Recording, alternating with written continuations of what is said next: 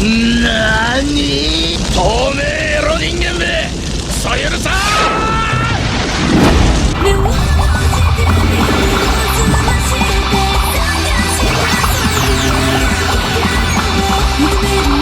Heyo Tamagon.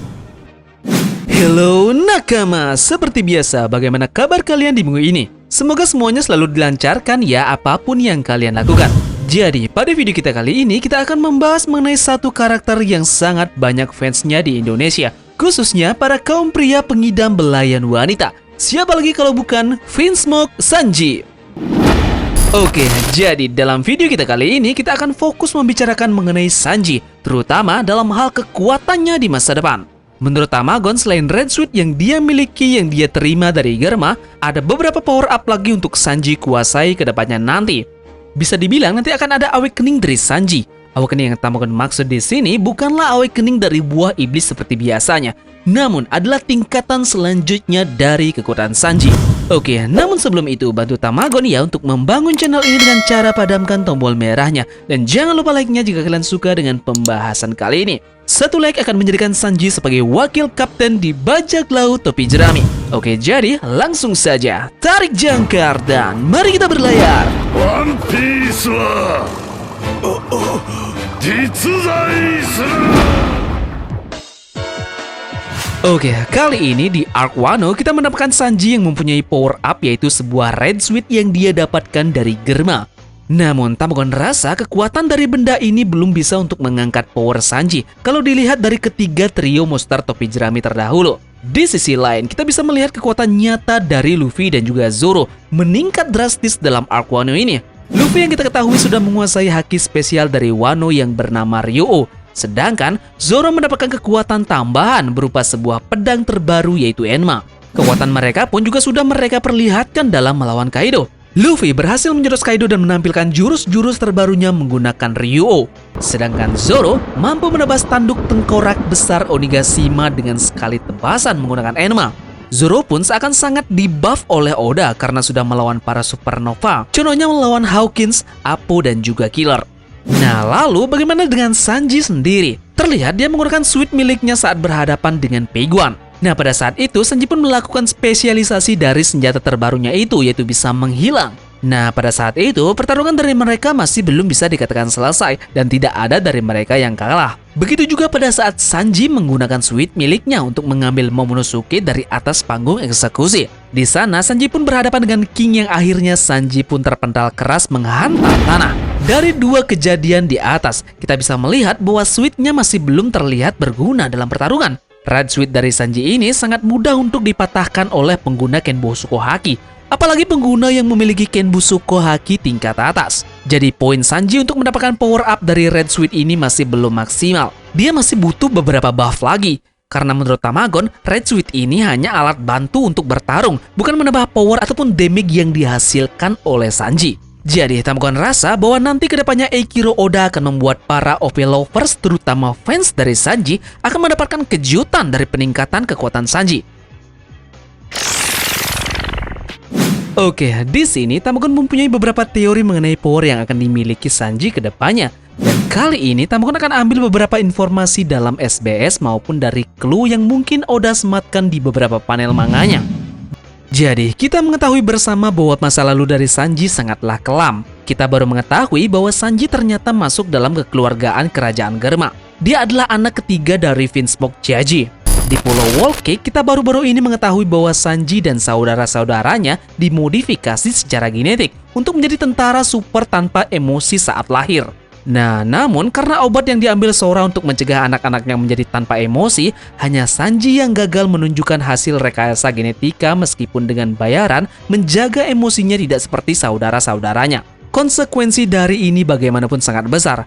Karena itu berarti Sanji harus menjalani sebagian besar masa kecilnya dengan diskriminasi oleh para saudaranya ataupun ayahnya sebagai kegagalan, bahkan dikurung di penjara bawah tanah, kemudian ditolak dan dibuang oleh Jaji sendiri. Lalu Sanji harus melalui semua kesulitan ini semata-mata karena dia dianggap sebagai manusia normal tanpa watak dan kemampuan fisik yang sama dengan saudara-saudaranya.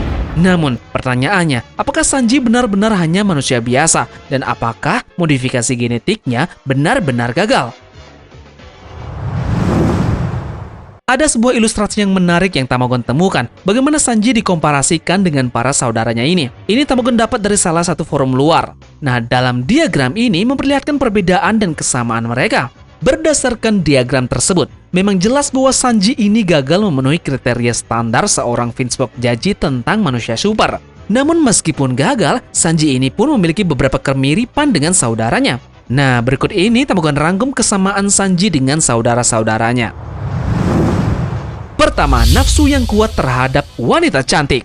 Di Pulau Walkik setelah pertarungan Sanji melawan Luffy, semua anggota keluarga kerajaan Vinsmoke hadir pada saat itu. Namun hanya saudara Sanji yang mengekspresikan nafsu terhadap Nami dengan cara seperti yang sama biasanya dilakukan oleh Sanji. Sepertinya sifat mesum sudah mendarah daging di keluarga ini.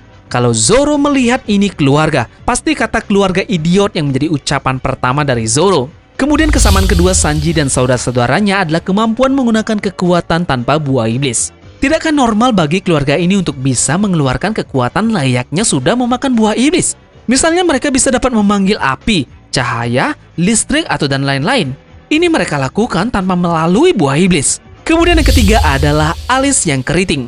Baik Sanji dan saudara-saudaranya memiliki alis keriting dengan bentuk yang mirip dengan pola yang muncul pada buah iblis. Nah, alis keriting di dunia One Piece ini disebut sebagai tabu dan anak yang memiliki dianggap terkutuk seperti halnya dengan Duval.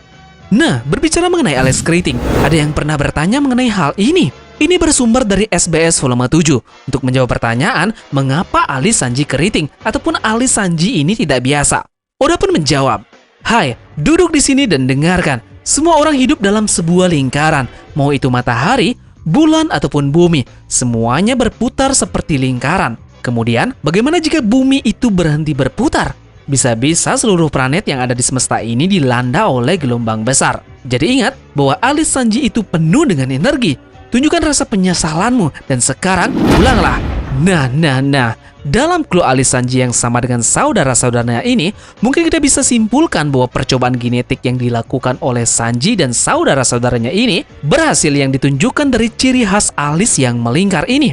Oda menyebut bahwa alis Sanji itu penuh dengan energi. Jadi, ada kemungkinan hal ini yang menjadi pertanda bahwa percobaan genetik kepada Sanji tidaklah gagal, melainkan bekerja dengan amat sempurna seperti dengan saudara-saudaranya. Dan yang perlu kita ketahui bahwa jika memang dia gagal, maka alisnya harusnya seperti ayah atau ibunya yang mempunyai alis yang normal, bukan? Nah, yang aneh dari Sanji ini juga mengenai warna dari rambutnya. Warna rambutnya sendiri sangat identik dengan ibu dan juga ayahnya, yaitu warna kuning. Tamagon rasa hasil genetika dari Sanji di sini berbeda dengan yang dilakukan oleh saudara-saudaranya. Dan hasil genetika tersebut tidak merubah gen keturunan dari manusianya. Ini artinya dia pun juga memiliki emosi yang tidak dimiliki oleh para saudaranya yang lainnya. Nah. Emosi inilah yang menjadi poin penting Sanji dibanding dengan para saudaranya yang lainnya. Tubuh genetika yang berisi dengan emosi menjadi poin yang spesial dari tubuh Sanji ini. Itulah mengapa dia bisa mengeluarkan semacam api dari kakinya. Oda Sensei sempat berujar bahwa api ini keluar dari gesekan udara yang memutari kakinya tersebut, sehingga timbullah api. Namun, dengan Sanji yang sekarang yang kita ketahui adalah manusia genetika yang berhasil, kita tidak bisa menyimpulkan dari hal yang itu saja. Nah, sekarang coba kalian pikir baik-baik. Dari masing-masing saudara dari Sanji mempunyai beberapa keunikan. Contohnya ada yang bisa mengeluarkan cahaya, bisa mengeluarkan potensi energi listrik, ataupun bisa mengeluarkan api. Nah, bisa jadi keunggulan genetik dari Sanji ini mampu mengeluarkan semacam api dari tubuhnya. Api ini juga makin dikuatkan dengan adanya emosi yang timbul dari diri Sanji.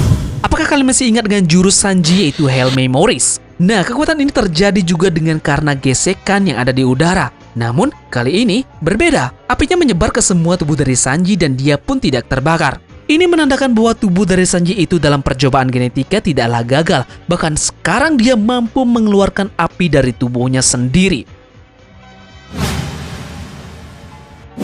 Sekarang kita beralih ke seluk-beluk teori dari awakening dari Sanji.